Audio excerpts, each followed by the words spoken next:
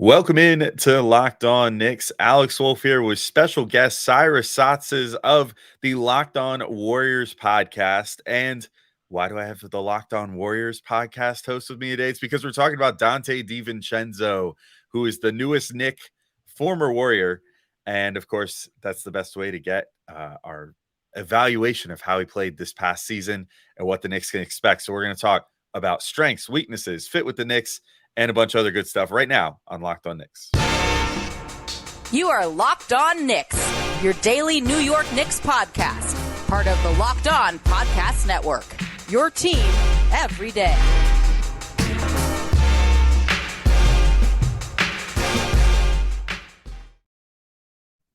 All right, welcome in to Locked On Knicks. Today's show is brought to you by FanDuel Sportsbook, official sportsbook of Locked On. Make every moment more. Visit FanDuel.com/Locked On today to get started.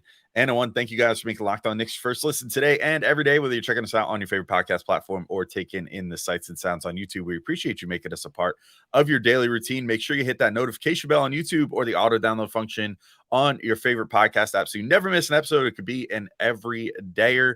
I'm Alex Wolf. I'm editor-in-chief of Knicks site, The Strickland, which you can find at thestrick.land. And as I said, I'm joined by Cyrus Saatsaz of the Locked On Warriors podcast. And Cyrus, you just lost a good one, I think, I hope, in Donte DiVincenzo. We may as well just hop right into the discussion here. I mean, what do you think New York is getting in Donte DiVincenzo at this point? Well, I even to preface that, first, thanks for having me on. Of course. Second, I love your intro music. Oh, thank you. It's a custom. To me, New York City is the greatest city in the world, and the music, there's some correlation there. I hear it.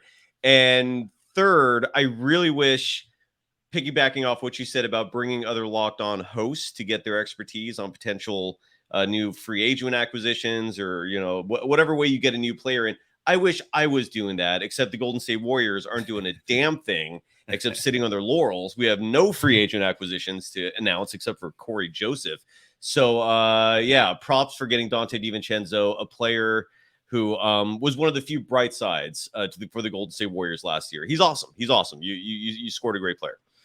How would you sum up his season? Do you think that he had sort of ups and downs? Was he just a consistent presence throughout the whole year? I mean, I think that the way that Gavin and I have sort of distilled him down as to what we were, thinking hey, the Knicks are getting this is sort of similar to what they got in Josh Hart last year. And that it's just a guy that just kind of does a little bit of everything, he'll go out there. He can, he can shoot, he can defend, he can handle the ball a bit, seems to be a good passer. Maybe we'll talk about this in a sec, but maybe could use a little improvement, getting inside and attacking closeouts and stuff, but is a better shooter certainly than a Josh Hart. We know that he has that Villanova connection, so hopefully chemistry should be a thing from day one with Josh Hart and Jalen Brunson. But how would you, if you were going to kind of distill his season down from this past year, what would you say his season was like for the Warriors? His regular season was awesome. I honestly cannot think of a single negative in terms of what he contributed. I mean, the Warriors got him on an incredibly cap-friendly deal. I think it was for the lower or mid-level. It was $4.5 million. His second year of that deal was a player option. He obviously opted out. He was, again, one of the very few positives for a Warriors team that otherwise completely underperformed, had issues left and right. He was the one constant. I mean, to me, Donte DiVincenzo is a solid, if not spectacular, point guard who actually plays defense. He's a great defender. He's also a great outside shooter. I mean, he was literally just percentage points or decimal points shy of hitting 40% shooting from beyond the arc. What you said about him attacking the paint, that was honestly the first time I've ever heard a criticism like that. I've always seen him being effective attacking the paint. He's athletic, so he can slam the ball when necessary, when the opportunity presents itself. He is a solid passer. Honestly, man, until the postseason, my entire thinking about Donte DiVincenzo was, this is going to really suck when we lose this player. And I hate saying we. I mean, I'm not part of the Warriors, but when the Warriors lose this player, and I still feel that way. I mean, he's I don't know what the negatives are with him. I'm very curious. Throughout the season, for example, I was constantly harping on Steve Kerr to play him more. He finished the season averaging 26.3 minutes per game. I thought he should have been 30 plus. I didn't think that was enough. But the playoffs were a different story. The playoffs were the first time where he looked a little overwhelmed, where his shooting numbers dropped. He just was virtually non-existent. And look, I don't know if you're going to get your Donte DiVincenzo. I don't know if you're signing him to be a difference maker in the postseason. I'm sure he could be. I think that was his first. Yeah, it was his first playoffs ever, because when he was with the Bucks, he got injured right before their championship run started. So he never really had a postseason experience, to the best of my knowledge. I could be mistaken on that, but I don't think he had much experience there. So that was the only negative, was just how he performed in the playoffs. It was just underwhelming. He didn't really do anything special. But during the regular season, it was spectacular. I cannot think of a single negative thing to say about him. I think the Knicks found someone exceptional, and if he's your Derrick Rose replacement, that's a vast upgrade. You're stoked. Yeah, I don't even know if he's necessarily a 1-for-1 Derrick Rose replacement. Weirdly enough, he's almost an Obi Toppin replacement. That is weird. There's talk. Weird. Yeah, there's talk now that if the Knicks don't make any more moves, I mean, they're going to have to basically run some combination of Josh Hart and RJ Barrett as their backup 4, most likely, which would mean DiVincenzo getting some minutes at the 2-3 spot there in the backup role there. He had prior to this year appeared in a little bit of postseason action, although he matched his entire postseason career in just this postseason with 13 games. He did get 13 games in with Milwaukee. Okay. I think the reason that Gavin and I, though, just to quickly circle back on the attacking the paint thing, the reason that we've been a little, I don't know if the word is like hesitant or whatever, just questioning of his paint ability. He did have a couple of kind of down years, or just one really down year. I guess you could call the one kind of a down year. 2 seasons ago, not this last season, but the season before. 20 to 21, 54% at the rim. I mean, 54% is not fantastic. It's not the worst. However, the combo year between Milwaukee and Sacramento, where of course he was coming back for an injury, so a little, you could grade him on a little bit of a curve there. He did shoot 46% at the rim, which was pretty poor for at that time, cleaning the glass, had him as combo guard. Frustratingly, they've changed his designation a couple times now, so it changes what percentile rank he ranks in. But at any rate, I've never seen that stat. So this is a stat that measures at the rim shooting, within 3 feet, or what? How is that calculated? Yeah, so so cleaning the glass will tabulate where guys shoot. They also have this available on Basketball Reference, but Clean the Glass does it where they do it and then they designate the player into a category. So there's usually like point guard, combo guard, wing, forward, or big, I think is what they officially call guys. But then they give them a percentile ranking among other players in the NBA at their position. So interesting. Okay. Yeah. So this past year, he recovered quite a bit. He shot, well, weirdly, I don't know. So he was listed as a wing this year, which I think affected that number a little bit. So he was at 63% at the rim, though, which is the second best number of his career. But again, I'm asking, what is at the rim? First of all, like that, I would not use that stat to judge DiVincenzo, because if you're telling me that this stat is indicating he's not that great at, in terms of, him being an attacker, I would not agree with that. He's solid. I mean, cool.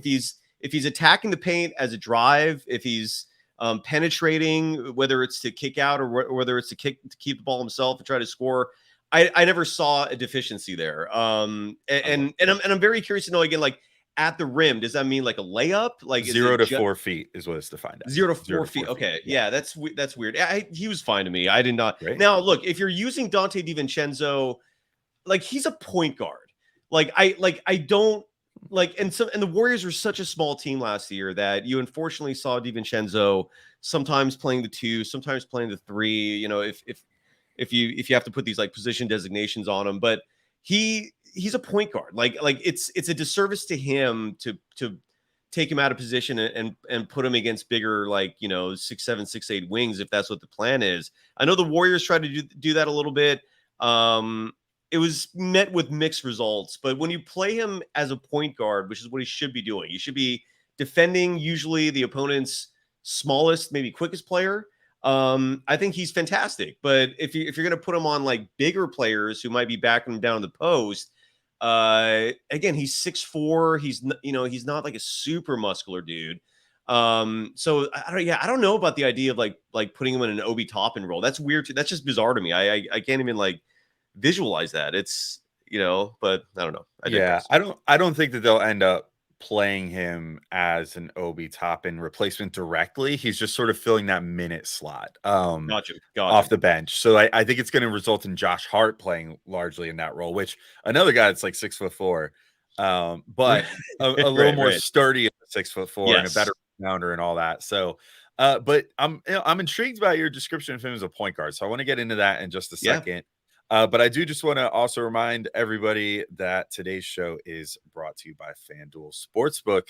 And you can take your first swing at betting MLB on FanDuel and get 10 times your first bet amount in bonus bets up to $200. That's right. Just bet $20 and you'll land $200 in bonus bets, win or lose.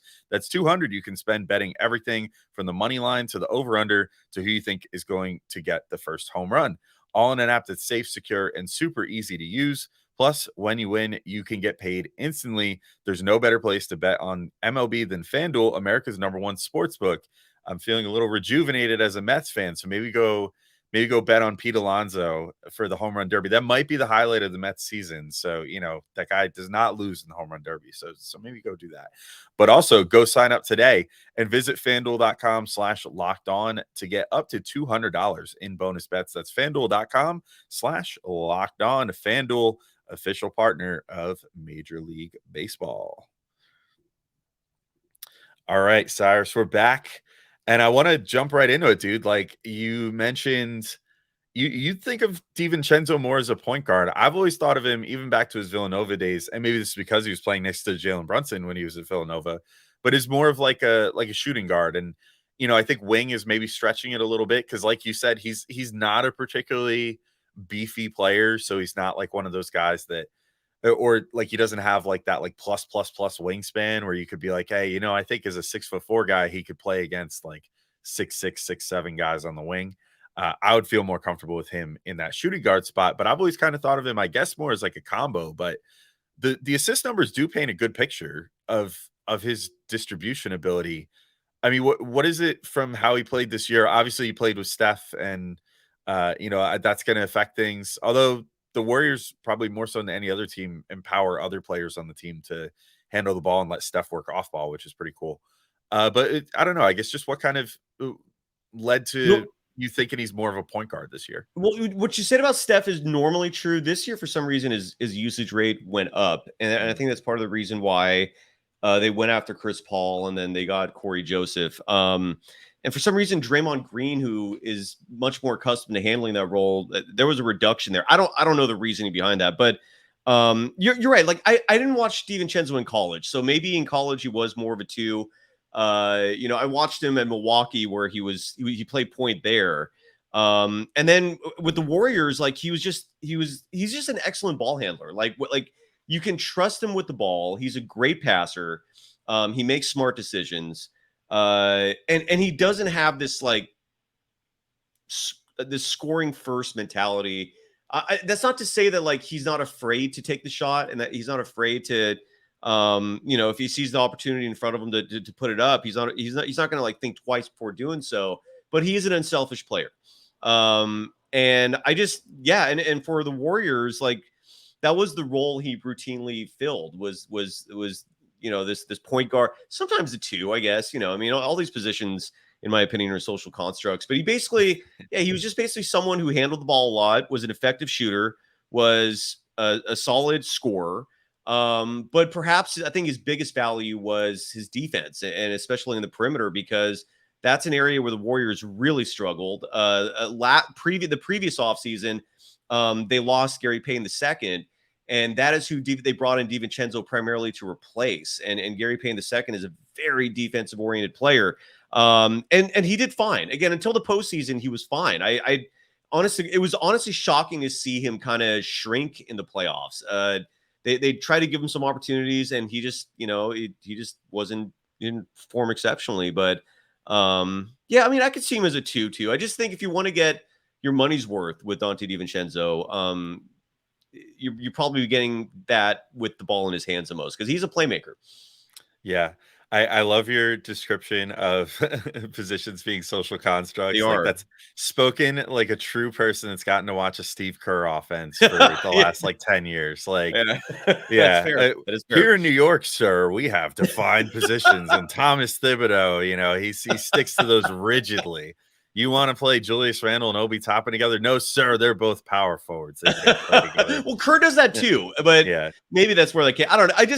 Yeah, I mean, you and I mean, if any of us are hosting these shows, we watch this game religiously. And you're right. In this day and age, like, I mean, I grew up like really focused on positions. And then, but yeah, it's kind of like this all melted. Like in my mind, I use positions more so now just to explain things clearly. But like in a perfect world to me, like, I don't think traditional point guards even have value anymore. Like if you're a point guard who cannot either score really efficiently and or defend really efficiently, like, you're worthless to me. Like, you're not going to be leading anybody to, deep playoff runs. That's yeah. part of the reason why I love Jalen Brunson. Like, I'm Mhm. saying, stating the obvious, but the fact that he can just body up, he's got such a strong upper torso and legs. I feel like that he can just muscle his way in, even though he's only like 6'2", 6'3", and he can get the ball in the hole. And DiVincenzo can do that. DiVincenzo's leaner, right? He's thinner.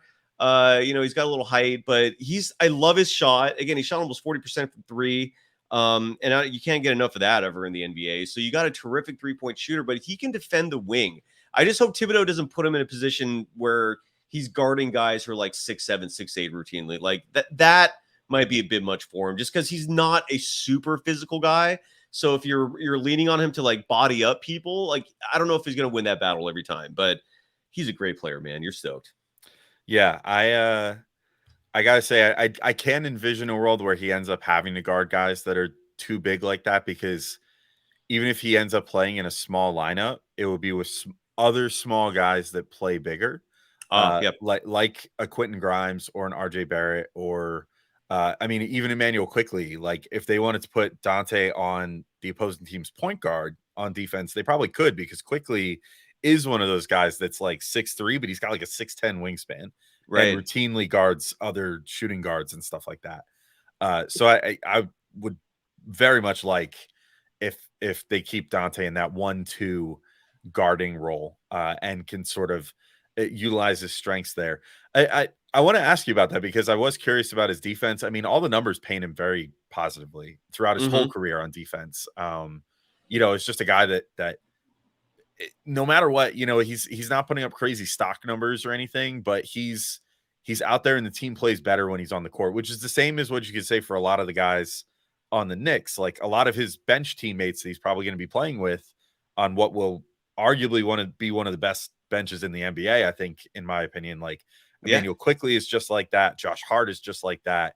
They'll probably get a good deal of minutes with RJ Barrett, who, if he's playing like the 4 Yeah. in those bench units, would actually, I think that would be very beneficial for him on defense. But what was it about DiVincenzo's defense? Is it more man defense that sort of stands out with him? Is it just help defense? Is it just sort of always being in the right place, always hustling? Like, what is it that really was like the defining quality for his defense for you? Well, if you're going to be a good defender playing for Steve Kerr, you have to be a good team defender.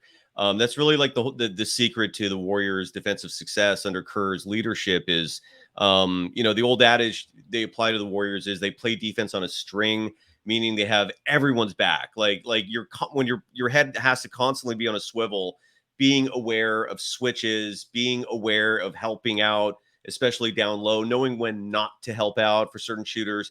So DiVincenzo is a very smart player, high basketball IQ in that regard.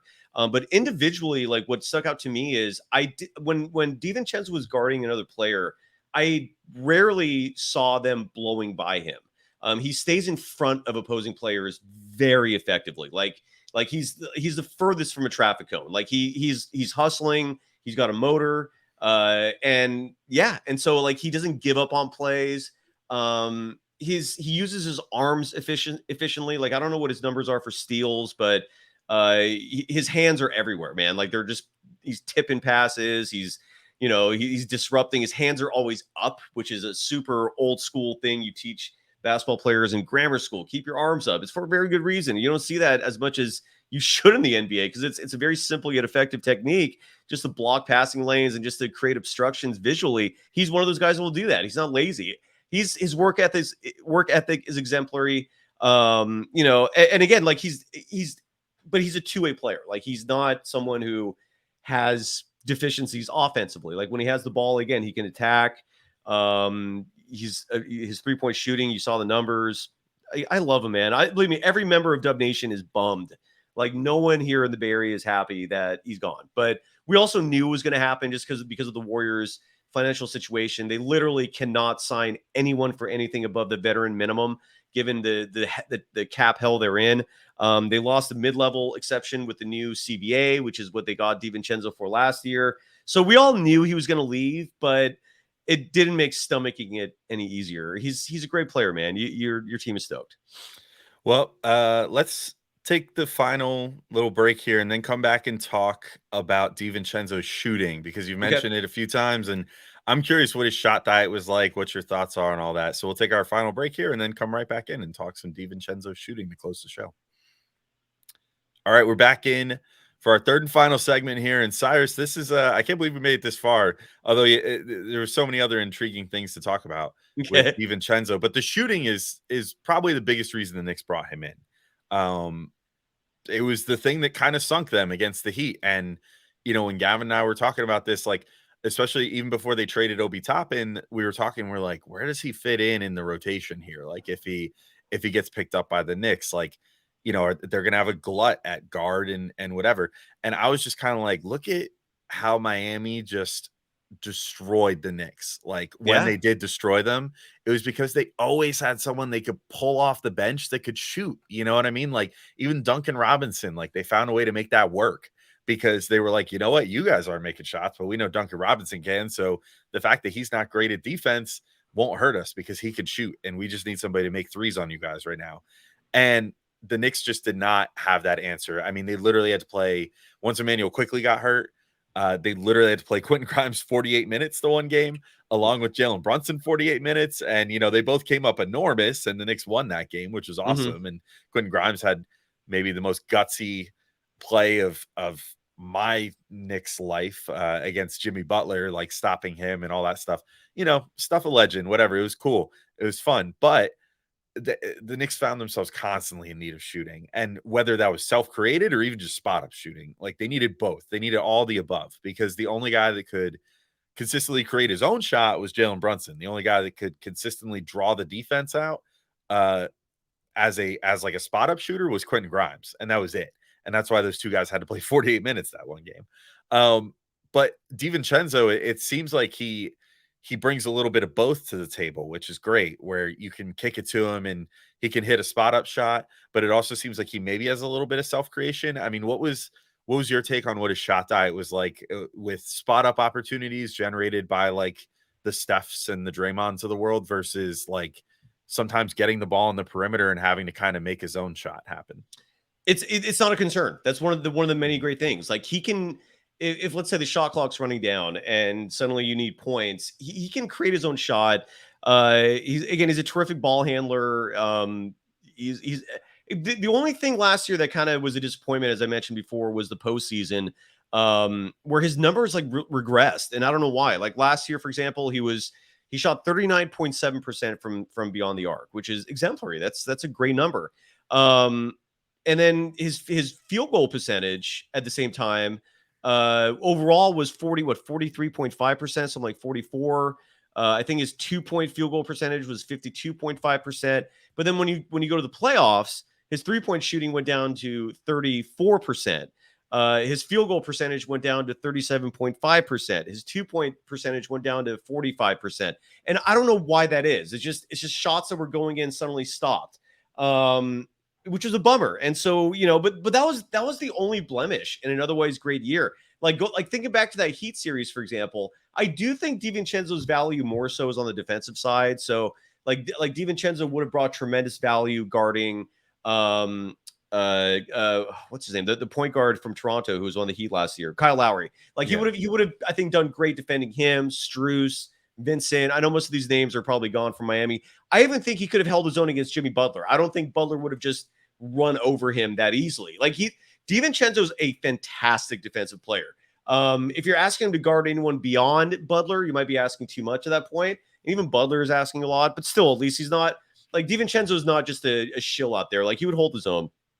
Offensively, yeah, I like he's not like an all-star level player offensively. Like he's not someone who you're gonna rave about for days to come because like he just blew you away in terms of what he does. But he's a terrific ball handler. Like you're not going to steal the ball from him. Like you're comfortable with the ball in his hands. He can facilitate the offense, and he's got a terrific shooting. Got terrific touch on his shot. So yeah, I don't, I honestly like the only weaknesses with Donte DiVincenzo's game is just he's 6'4". I mean, he'd be better 6'7", but that's it. I think you're stoked. Knicks fans, you got a winner. Like, congratulations. Like, no one with the Warriors is happy we lost him. It's just you had cap space, we didn't. So enjoy. So I think the very last thing to touch on, it's come up a few times, and I've been skirting it because I don't know if I necessarily want to know the answer to this, but why do you think that he struggled like he did in the playoffs? Do you think it was just a comfort level thing? Do you think it had something to do with getting playoff level intensity like against him while he was on offense? Like, did that make a difference? Like harder closeouts and, just in general, the higher intensity level of playoff play? Or it was a combination of things. You went from playing, the other 29 teams to suddenly just playing 2. And those 2 teams were both long. They were both big. Referring to the Sacramento Kings, who actually were in the regular season were not great defensively, but in the postseason they ratcheted it up big time. That home crowd there was incredible. So the Warriors throughout the regular season, like they play small ball. That's what they do now, and which is a huge concern given currently the roster has no one on it taller than 6'9". Which is again a massive concern. The average height in the NBA is 6'7". So that issue didn't present itself so much in the regular season, but in the postseason, I think DiVincenzo was constantly dealing with opposing players who had inches in height, never mind wingspans that are massively long. So his looks weren't quite as clean. The pressure was obviously much more intense. But I think the Lakers really caused problems with their length and their size, and I think that was a huge part of it. It was a huge disappointment though in the Kings series. I wish I could tell you why. There was a lot of expectation for DiVincenzo to have a good series against his former team, especially. I think a lot of expectations from the fan base here was great, go get him. That's your former team who gave up on you. But for some reason he underperformed. The why of that, if I had to guess. Shots don't fall as easily in the postseason for numerous reasons, pressure being a lot of them. Officiating gets a lot tighter, so you don't get the easy calls as much, going to the line as much. All of that could have played a factor. But again, you're talking about 2 playoff rounds where it was so, but then you have a 82 game sample size that was exemplary. With a player like him, he's still relatively young. He's 26. And he doesn't have a ton of playoff experience. So if I'm a Knicks fan and I'm looking at that, I'm thinking, hopefully, as an optimist, he learned from that, and next time he'll be better prepared. Cool. Well, I hope so too, because the Knicks have playoff aspirations again, and that's the whole reason they're going for a player like this, because you want a guy. I love your team, man. Love your team. Yeah. So do I. I hope that. I hope things work out really good this year, and I hope DiVincenzo's great. Certainly appreciate the scouting report, Cyrus. Thanks so much. Do you have anything you want to plug or anything before we sign off for today? No, just that Julius Randle was one of my goals this offseason for the Warriors, making a blockbuster trade. I thought your fan base had soured on him a little bit, so his value might have dipped, but the Warriors are doing what they're doing. I can't explain it. We'll just have to sit back and see what happens. But congrats to the Knicks fans. I think most of the country wants you guys to be successful. It's Madison Square Garden is a shrine. I went to a playoff game there where they played the Nets back in like the mid 2000s. And it was an incredible experience, man. I completely understand why that's a Shangri-La of NBA arenas, man. It's a special place, and I want playoff basketball there. So keep it up, you guys. And thanks for having me. Yeah, of course. I think the Julius Randle train, maybe a year too late at this point. This time last year, we would have all been like, please take him. But, another all NBA season. Exactly. It seems like Knicks fans and the front office especially are ready to hold on to him for another year. So maybe next year, though. We'll revisit next year if things go wrong this year. At any rate, thanks for joining me, Cyrus. And thank you, everybody, for listening. Of course, we've got some more great episodes coming your way. I believe this time tomorrow, Gavin will be talking with Howard Beck again to get some thoughts on the Knicks offseason so far. We're going to have some more crossovers coming up as well because there's some potential trade targets and things of that nature that we want to get into. So keep your ears out for that. But until next time, thank you all for listening and talk to you soon. Peace out, everybody.